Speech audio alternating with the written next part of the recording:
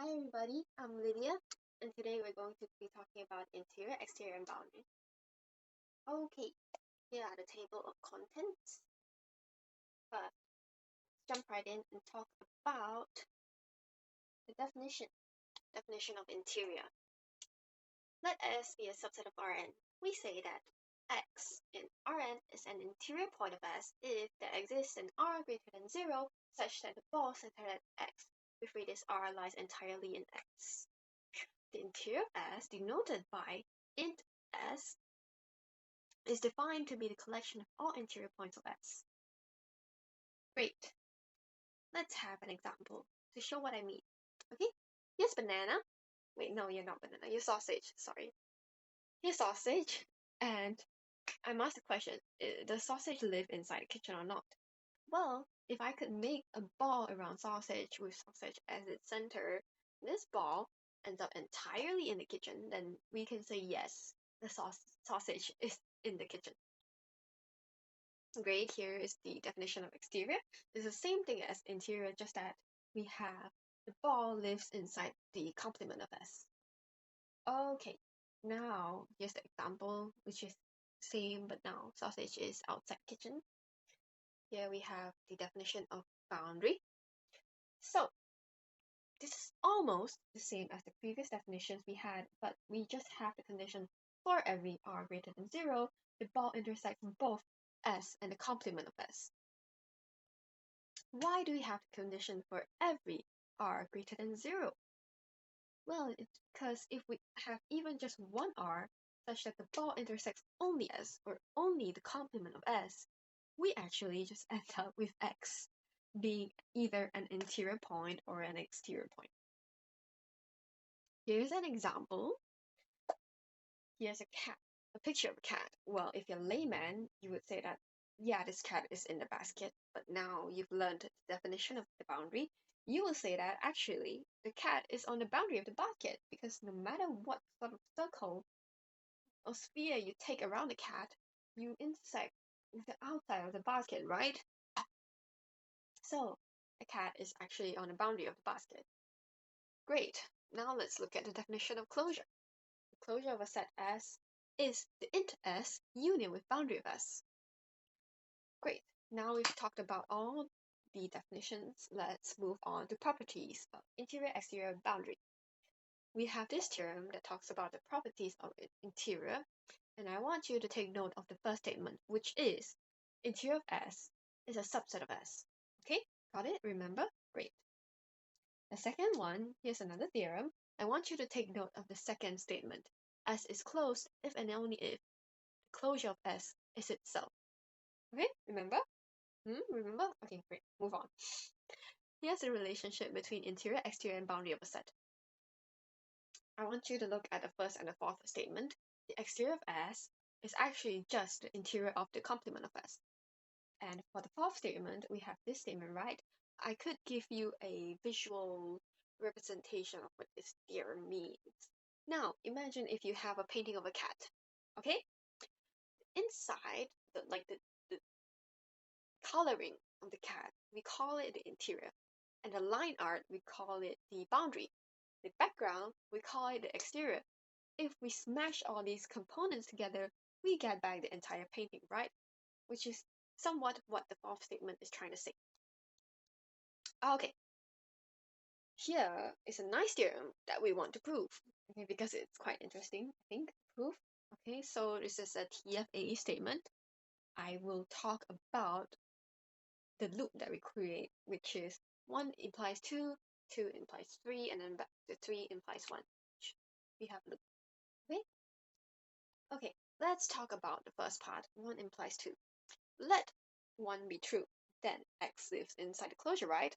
Then, by the definition of closure, we have either X is in interior of S or X is in boundary of S. If X is in the interior of S, then from one of the properties in the theorems we discussed just now, since interior of S is subset of S, then obviously X lives inside S, right? Then, any ball that we take around X must intersect S, because it already lives in S, right? And if X is in boundary of S, this is even easier, because it just gives us what we want by definition of boundary. And in both cases, we show that for every r greater than 0, the ball centered at x with radius r intersects S. Okay, next part, we have 2 implies 3. Now, assume that 2 is true. So, for every r greater than 0, the ball centered at x with radius r intersects S. Okay, we could choose r to be 1 over k for k in positive integers. Then by assumption, this ball intersects k, right? And so we could choose a sequence of balls, from the sequence of balls, such that this point xk lives inside S.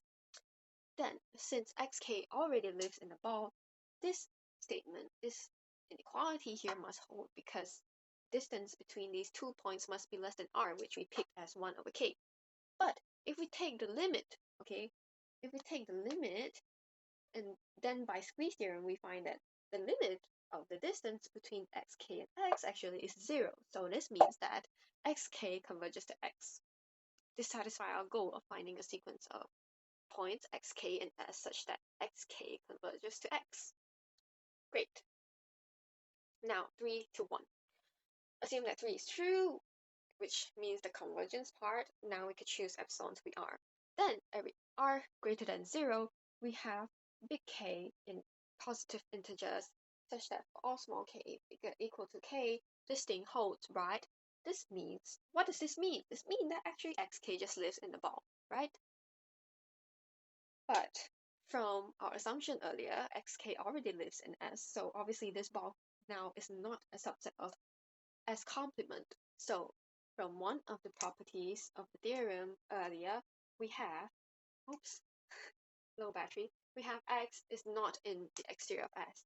So since we have by earlier this theorem, and then we also have x is not inside exterior S, so x is in either one of these two, right? So this means that we actually just have x is in closure of S. Great, we proved the theorem. Now let's quickly look at the example. We have the Cantor set, which is a very old set discovered by an old mathematician. It's very unintuitive, but I'll try to break it down, okay?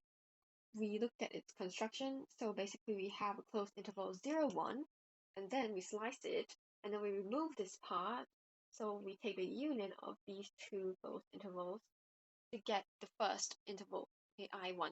We repeat this process, remove more parts and interval them, and union them together, then taking the intersection of all these intervals, we get the Cantor set denoted as C. Well, first I have to remind you that the finite union of closed sets is a closed set. So actually I1 is a closed set, I2 is a closed set, I3 is a closed set, so on, so forth.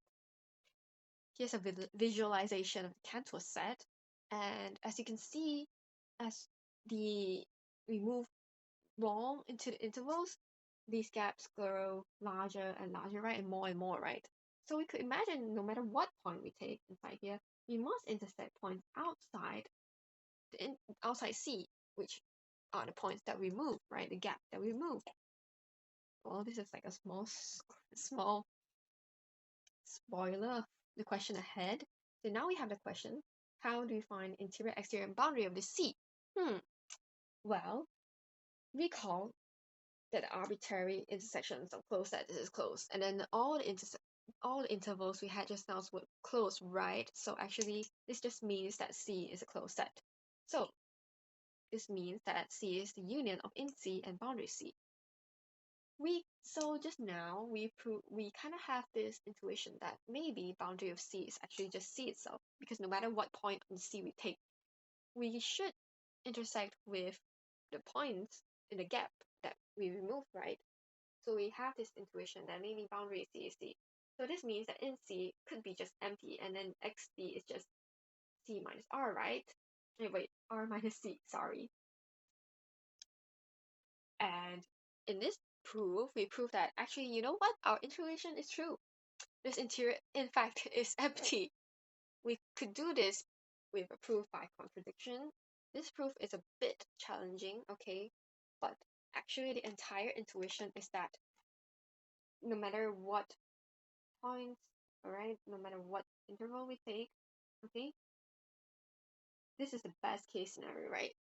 That the circle lies inside here, right? Let's say there's some I, okay? It's a unit of all these things.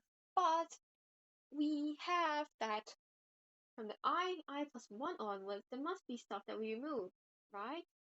It must be stuff that we remove. So any ball that we have should always include stuff that we already removed. So this ball obviously cannot be a subset of C. So interior of C must be empty. And this proof is just basically a formal and rigorous way of saying the intuition I just told you just now. Alright, here's the proof, okay, and we have finally big B, okay, X R intersect with this gap that we removed is non-empty. And so this gives us the contradiction that we want.